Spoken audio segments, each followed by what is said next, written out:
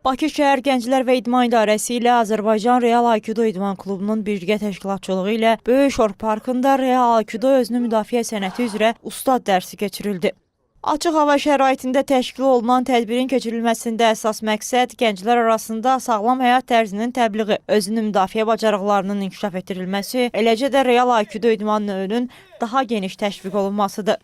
Ustad dərsi zamanı iştirakçılar hücumdan müdafiə üsulları, təhlükəli situasiyalarda düzgün davranış qaydaları, koordinasiya və çevikliyin artırılmasına xidmət edən hərəkətlər üzrə bilik və bacarıqlarını təkmilləşdirmə imkanı əldə etdilər. Böyük maraqla qarşılanan tədbir iştirakçılar arasında təcrübə mübadiləsinin aparılmasına, idmançılar arasında həmrəyliyin gücləndirilməsinə və Real Aikido üzrə praktiki biliklərin artırılmasına şərait yaratdı.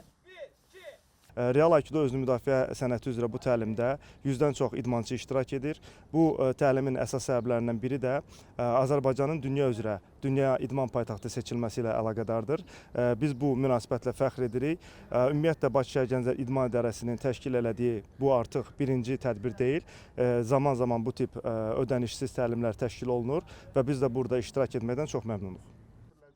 Qeyd edək ki, seminarda paytaxtın müxtəlif idman klublarını təmsil edən 100-dən çox idmançı iştirak etdi.